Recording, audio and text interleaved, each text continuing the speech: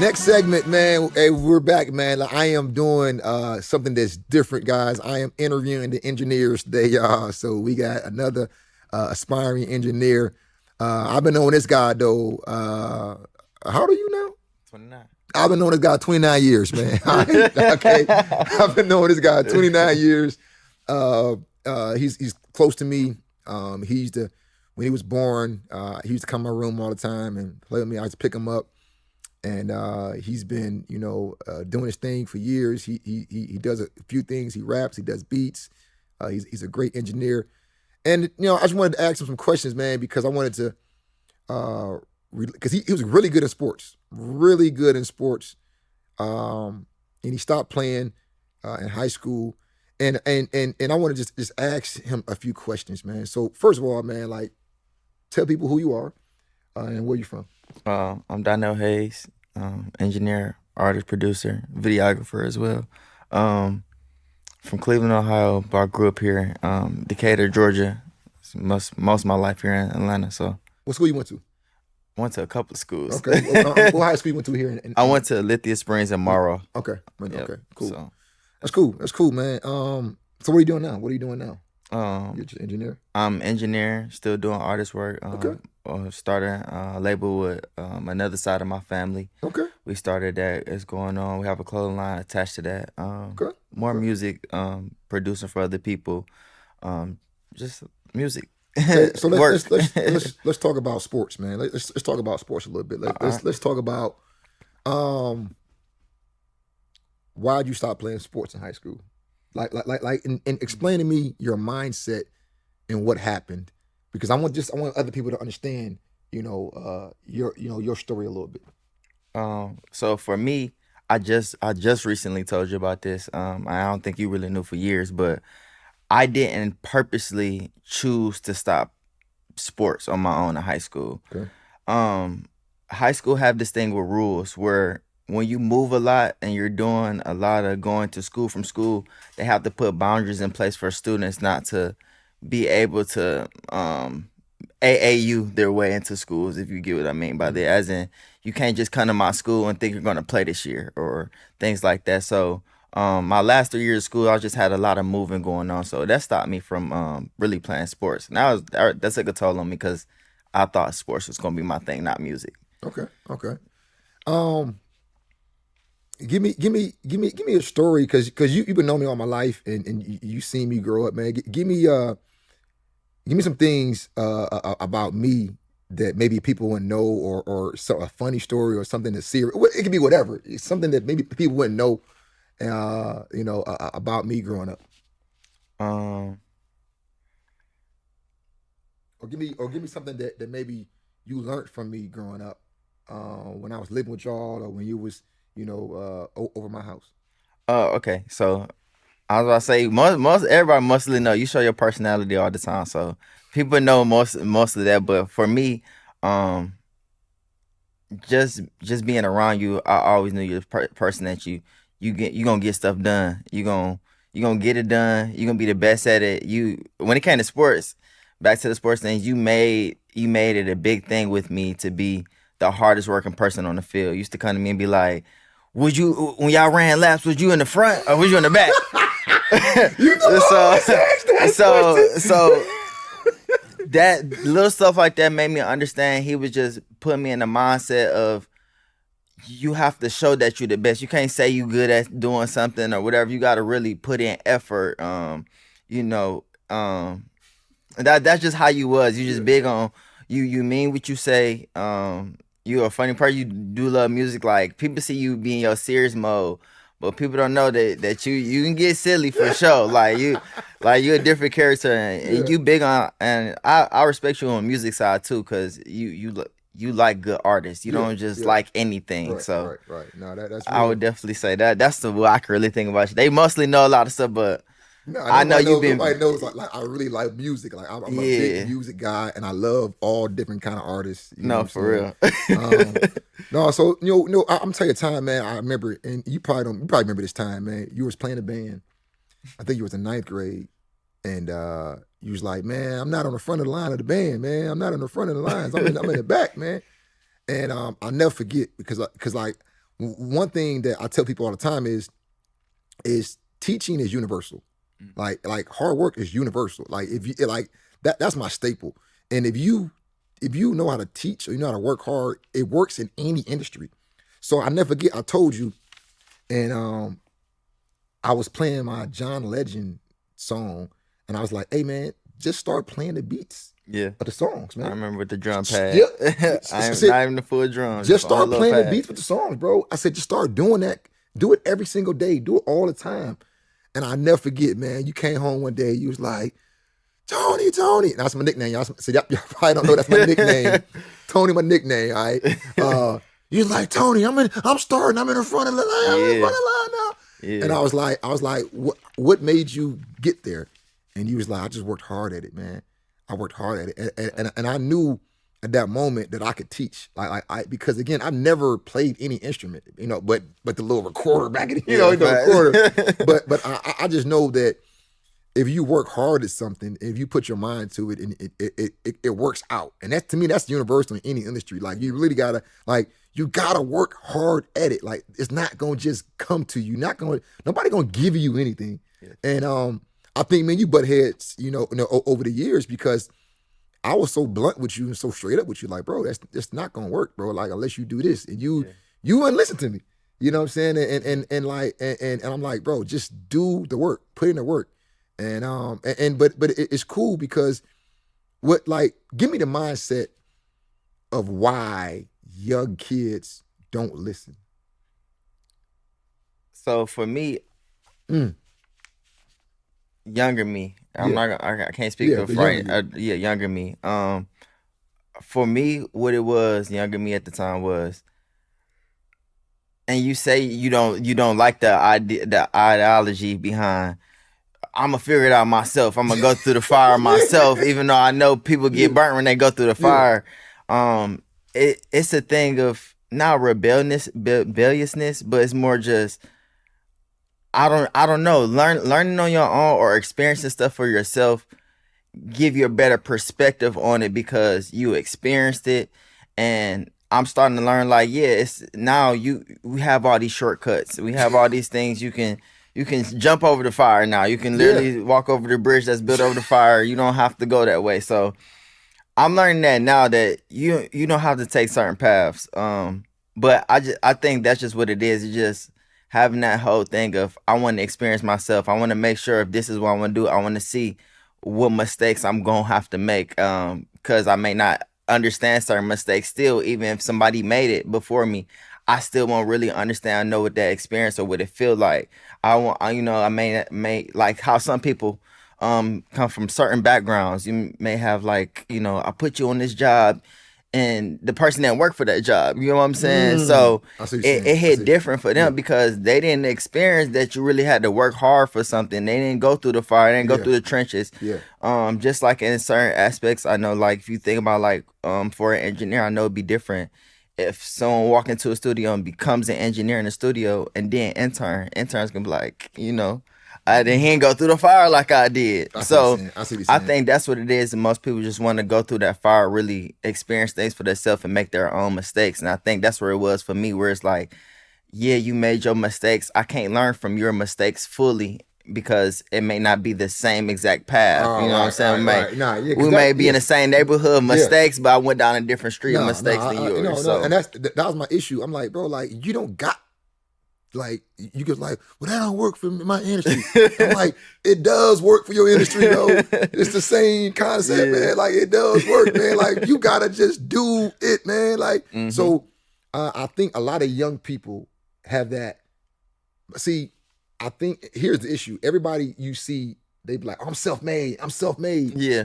And you be like, I can do my own. And it's like, no, man, if you got somebody willing to help you, and you may not like the delivery, because again, my delivery is off a lot of times, y'all. I'm letting you know my delivery is not great sometimes. But you're not gonna forget what you said because your delivery. Yeah, exactly.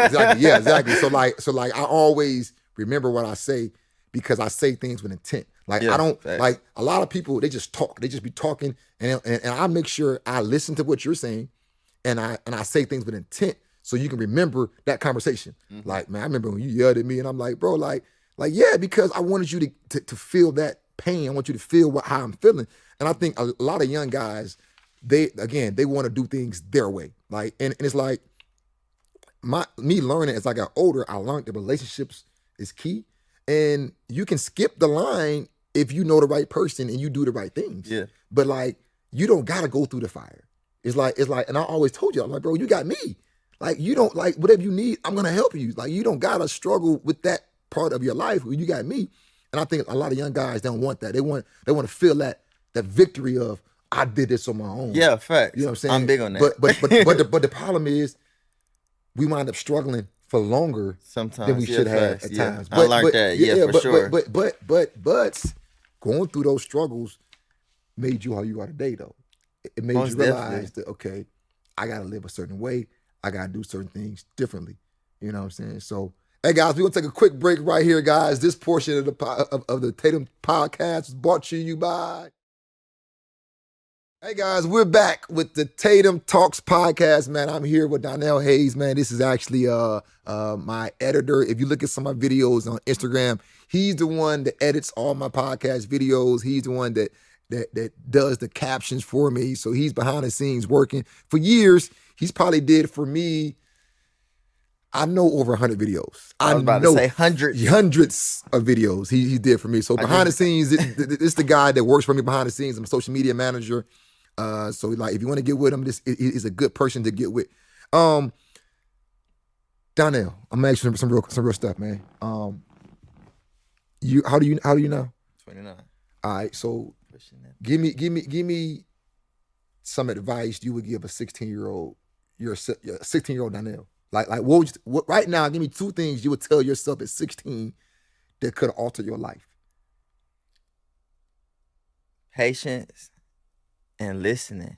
I feel like I like I said, when I went back to, I couldn't play sports at 16 no more. I was done. I was over with. I realized it's because I wasn't being patient. I was too busy trying to do too much. Just slow down, be patient. Be strategic about everything that you do. I know it's harder as a kid, but just kind of learn that, put that in perspective now. Just be patient about stuff and listening, like really hearing what people saying, like not just taking it in one ear out the other, that you're not gonna get nowhere with that. And I learned that. I definitely learned that. That's the biggest thing I learned. Not listening about from certain things, like you said. But that was the biggest thing. I'll tell myself to listen, be patient about stuff. Not too patient. Like now I'm more patient, but in some fields you can be patient the wrong way, but you gotta know when to be patient. Stuff. Not do so much. Do stuff that makes sense. Not do stuff just because you feel like it makes sense. Make it make sense. And yeah, just not be so immature. Okay. Grow up. So if you can go to a school right now, and you could talk to some young athletes, man. What advice would you give them? Pretty much that same thing. I'll tell them to listen and to be aware of the things that they're doing. Awareness, self-awareness is the biggest thing. I realized too. Being aware that decisions I'm making and things that I do, who I hang around, who I deal with, what type of things that I accept from people, just your energy. It's just like a lot of little things like that I would definitely explain to them to have them be in a better headspace, because your mental is gonna be just as important as your physical. All right. Tell me, man. Now, you know, we all from different areas, man. But tell me how it is living in Cleveland, because I'm from Cleveland, guys. If you already know that, living in Cleveland compared to living in Atlanta, like give me 2 or 3 distinctive differences, good and bad, of situations from Cleveland to Atlanta. In Cleveland, it's so small. It's big, but it's small. Whereas everybody know everybody, so it's just like, you know, if everybody know everybody, but ain't nobody doing nothing, it ain't nothing to really feed off each other's energy on to get nowhere. In Atlanta, you have so many people you can network with, collab with. So many places you can go to be around the right places and right people. I feel like that's a big thing when it comes to depending on your whatever your field, your profession is gonna be. That's one thing. Um, yeah, just life itself too. Like it's just small there. It's big here. It's more opportunity there. No. Um, growing up in Cleveland for the little bit of time that I was there early on, I didn't see as much as I seen as I got older and really understanding like it was people I was gonna grow up with that really ain't got much chance to get out of Cleveland, ain't got much Wow. chance to do stuff. Wow. When I see some of the people now when I go to Cleveland, I actually had a friend that just get out of jail real quick. He just got out of jail. He did like I couldn't even tell you like a good amount of years, 6, 7, good amount. Probably Yeah. the time we graduated. He got out and we had to talk and he literally told me, he's like, bro, I knew since I was like 10 years old, I was gonna end up in jail in the future. Damn. He knew that from ever because his surroundings, his environment. And I was lucky, like I moved from a certain environment to another certain environment. It wasn't super bad, but it was just like I still was getting a taste of it, but I also had a taste of a better living. A little bit more, you know what I'm saying, Yeah. opportunity. What about the food though? What about the food though? Compared to Atlanta to Cleveland, what about the food? What about the food though, man? It's so much food in Atlanta. It's so much food in Atlanta to choose from. I ain't gonna lie. Cleveland is big on like corned beef sandwiches. I ain't the biggest person on corned beef. Okay. When I go to Cleveland, I ain't eat the corned beef crazy, but I would just say, yeah, Cleveland have its thing. Like, you know, this is what we hear in Atlanta. It's so many different cultures and stuff. It's so much different type of food. It's hard to really choose what I like down here because there's so much to go to and try. Okay. All right. So let's talk about let's talk about mistakes, man. Like I want you to talk about some mistakes that you made in life, man, that can help a young man with what he's going through. To talk about something in your past that you like, man, you wish you can get back, or you wish you wouldn't have did, and if you did this, maybe something would have turned out better. Like, talk about that a little bit.